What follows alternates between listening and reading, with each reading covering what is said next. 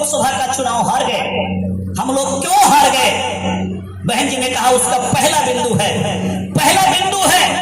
कि इस देश में संविधान को दिखा दिखा करके एक गठबंधन कह रहा था, बीजेपी वाला गठबंधन, कि हम संविधान को खत्म कर देंगे। तो दूसरा गठबंधन जो कांग्रेस वाला था वो कह रहा था कि हम संविधान बचाएंगे। जो एनडीए गठबंधन है उसके मंत्री लोग कह रहे थे संविधान खत्म कर देंगे, और जो कांग्रेस वाला गठबंधन है वो कह रहा था कि हम संविधान बचाएंगे। आप इतने बुद्धिमान साथी बैठे हो, कैडर के लोग हो, गांव देहात में क्या समझा पाए हम लोग कि इन दोनों को इससे कोई मतलब नहीं है। ना वो संविधान को खत्म कर सकता है इतनी आसानी से, और वो जो कांग्रेस वाला और उसके साथ जो इधर आरजेडी वाले लग गए, सीपीआई वाले लग गए, माले वाले लग गए, वो क्या संविधान बचाएंगे? उनका कोई संबंध है संविधान से? उनका कोई रिलेशन है बाबा साहेब डॉक्टर अम्बेडकर से? और संविधान का कौन सा हिस्सा जो आप बचाना चाहते हो? हमारे पढ़े लिखे भाई वो खासकर संविधान बचाने के लिए उतावले हो गए। कौन सा हिस्सा बचाना चाहते हो? कितनी मिल है, कितनी फैक्ट्री है, आपका कोई लेना देना है उससे? पहाड़ क्या है, नदी क्या है, रोड क्या है, खदान क्या है, कोयला क्या है, अभ्रक क्या है, सोना क्या है, चांदी क्या है, इससे कोई लेना देना है आपका?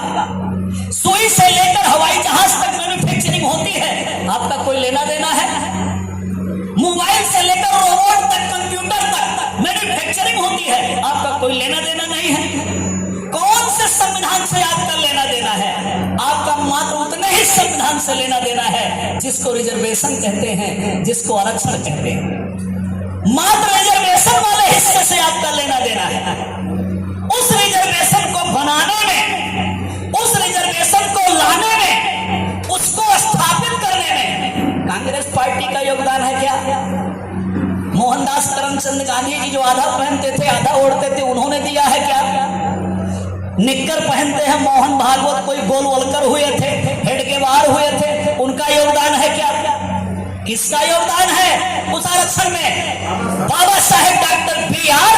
अम्बेडकर का योगदान है। ये संविधान बनाना और जिस हिस्से की लड़ाई आपको लड़नी है उसका रिलेशन बाबा साहेब डॉक्टर अम्बेडकर से है। कि कांग्रेस वाले बाबा साहेब डॉक्टर अम्बेडकर के भक्त हो गए क्या? ये हो जाएंगे क्या? कतई नहीं। ये बाबा साहेब डॉक्टर अम्बेडकर कोई मूर्ति तोड़ते हैं, मरे हुए बाबा साहेब डॉक्टर अम्बेडकर को उस पर कुल्हाड़ी बजाते हैं, मारने का प्रयास करते हैं। जीवन पर्यंत बाबा साहेब डॉक्टर अम्बेडकर का विरोध किया इन कांग्रेस पार्टी के लोगों ने। कांग्रेस के पुराने नेता जिनको कांग्रेसियों ने राष्ट्रपिता कहा, मोहनदास करमचंद गांधी, जिन्होंने हमें गाली देने का काम किया, जिन्होंने हमें हरिजन कह करके हमें नाजायज बताने का काम किया, वो गांधी जी जीवन पर्यंत बाबा साहेब के रास्ते में रोड़ा अटकाते रहे।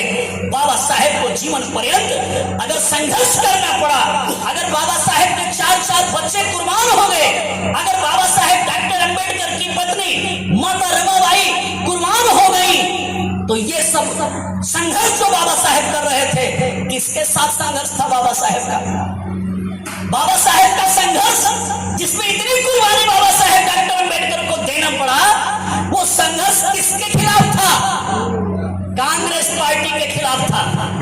ये जो बाबा साहेब का संघर्ष था कांग्रेस पार्टी के खिलाफ था, और वही कांग्रेस पार्टी कह रही है कि हम संविधान बचाएंगे। कोई मतलब है इसका? प्रोपेगेंडा सेट किया 4 साल पहले से, प्रोपेगेंडा सेट किया इस देश में, जिनको कांशीराम साहब ने तैयार किया है, जो अम्बेडकरवादी हैं, जो बहुजनवादी हैं, जो बीएसपी के मतदाता हैं, जो आज आगे आए हैं, उनके वोट का ध्रुवीकरण कैसे किया जाए? ये वोट कहीं बीएसपी को न पड़ जाए, ये वोट किसी और को पढ़ना चाहिए। इसका षड्यंत्र किया गया, और वो संविधान की पुस्तिका लेकर के राहुल गांधी घूमने लगे, अखिलेश यादव घूमने लगे, तेजस्वी घूमने लगे, और वो संविधान बचाने वाले बन गए। सम्मानित साथियों, नाटकबाजी की गई। बहन जी ने लंबा समय लेकर के कैडर दिया कि ये संविधान बचाने के नाम पर, संविधान खत्म करने के नाम पर हमारे वोट को सारा ले लिया, हमारे मतों का ध्रुवीकरण कर दिया। हमारे पढ़े लिखे लोग इस संविधान बचाने और खत्म करने के चक्कर में पड़ के अपनी पार्टी को वोट नहीं दिए, इन्होंने अपने दुश्मन को वोट दे दिया। तो ये बहन जी ने समझाने के लिए कहा है। सम्मानित साथियों, दूसरी बात बहन जी ने समझाई कि हम अकेले चुनाव क्यों लड़ते हैं। ये बात बहन जी ने समझाई। अभी हरियाणा में चुनाव हो गए, बहन जी का ट्वीट आप लोगों ने सुना होगा। बहन जी ने साफ तौर पे कहा कि हमारी पार्टी का वोट तो ट्रांसफर हो गया, लेकिन हरियाणा के जाट भाइयों ने अपना वोट हमें नहीं दिया। अगर हम किसी से गठबंधन करते हैं, वो पूरा पूरा फायदे में होता है और हम पूरा पूरा नुकसान में होते हैं। हम तो सारा वोट उसको दे देते हैं, लेकिन वो हमें कोई वोट नहीं देता है। बहन जी ने उदाहरण देकर समझाया कि हमने 1993 में सपा के साथ गठबंधन किया था, हमने 1997 में कांग्रेस के साथ गठबंधन किया था।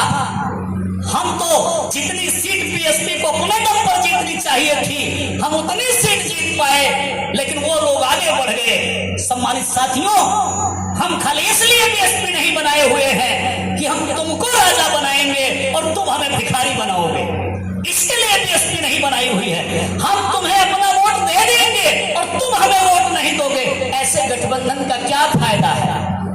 तो बहन जी ने कहा इसलिए हमें किसी पार्टी से गठबंधन नहीं करना है, हमें जातियों में गठबंधन करना है। यही तो माननीय कांशीराम जी ने कहा। माननीय कांशीराम जी ने कहा कि जाति के बैरियर में बंद रहोगे, जाति के बाड़े में बंद रहोगे तो अल्पजन कहलाओगे, और जाति के बाड़े को तोड़कर निकल आओगे, एक साथ एक प्लेटफॉर्म पर आ जाओगे तो फिर अल्पजन नहीं रह जाओगे, फिर आप क्या बन जाओगे, आप बहुजन बन जाओगे। यही बहुजन आंदोलन है, जातियों से जातियों को जोड़ने का आंदोलन है, यही बहुजन आंदोलन है। इसी बहुजन समाज को बनाने का आंदोलन है। यही माननीय कांशीराम साहब का मोटो था, जिसको लेकर के माननीय कांशीराम जी इस आंदोलन को चलाए और आज आप लोग यहां तक चल करके आए हैं। सम्मानित साथियों, तो बहन जी ने डिफाइन किया कि हम अकेले चुनाव क्यों लड़ते हैं। अभी एक बात और हुई है, अगस्त के महीने में सम्मानित साथियों, माननीय कांशीराम साहब का परिनिर्वाण दिवस मना रहे हैं। हम उस बात को विस्तार से नहीं बता सकते हैं। जिस संविधान की बात किया, अर्थात रिजर्वेशन की बात किया, भय दिखाया, लालच दिखाया, लोभ दिखाया कि वो खत्म कर देगा, हम बचा लेंगे, उसी हमारे रिजर्वेशन पे खतरा उत्पन्न हो गया। सुप्रीम कोर्ट का बहाना लेकर के भारतीय जनता पार्टी ने, कांग्रेस पार्टी ने, समाजवादी पार्टी ने, आरजेडी ने, सब अंदर अंदर एक राय एक मत हो गए। सुप्रीम कोर्ट में मुकदमा चल रहा था, हमारे तरफ से कोई मुकदमा नहीं लड़ा, हमारे दुश्मन की ओर से मुकदमा लड़ा, अर्थात हमारे रिजर्वेशन को समाप्त करने की साजिश की गई। 1 अगस्त को ये आदेश दिया सुप्रीम कोर्ट ने कि ये जो आरक्षण है इसमें वर्गीकरण किया जाएगा। अभी तक जो लोग आरक्षण लेते रहे हैं उनको नहीं दिया जाएगा, जिनको आरक्षण मिला नहीं है उनको आरक्षण दिया जाएगा। ये पावर पार्लियामेंट के पास होती है। उन्होंने प्लान बनाया, आदेश दिया कि ये पावर राज्य सरकार को हो जाएगी। ऐसे में नीतीश कुमार जी ने पहले ही दलितों में 2 वर्ग बनाया हुआ है, दलित और महादलित। मतलब जो काम सुप्रीम कोर्ट ने अब आदेश किया है, अब निर्णय आया है, नीतीश जी उससे आगे आगे चल रहे हैं आपको बांटने में, आपको विभाजित करने में।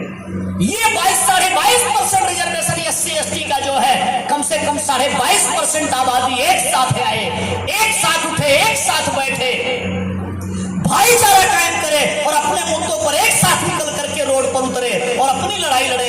ये बाबा साहेब डॉक्टर अम्बेडकर ने लंबी सोच के आधार पे, दूरदर्शिता के आधार पे ये शेड्यूल कास्ट शेड्यूल ट्राइब की सूची बाबा साहेब ने बनवाई थी। उस पर जब खतरा आया, वर्गीकरण का मुद्दा आया, अरे भाई कहेंगे ये चमार दुसाध बैठा, ज्यादा रिजर्वेशन ले लिए हैं, अब इनको नहीं देंगे। किसको देंगे? हमारे मुसहर भाई रिजर्वेशन नहीं पाए हैं, उनको रिजर्वेशन देंगे। आप चलिए गया के क्षेत्र में, नवादा के क्षेत्र में, आप चलिए सुपौल के क्षेत्र में, वो स्थिति नहीं पैदा किया है नीतीश और लालू ने बिहार में, वो स्थिति नहीं पैदा किया है कांग्रेस और बीजेपी ने पूरे देश में, कि हमारे ऐसे मुसहर भाइयों को उनके बच्चे विद्यालय नहीं जाते हैं, पढ़ने ही नहीं जाते हैं। ए भाई शांति पकड़ो, शांति पकड़ो थोड़ा।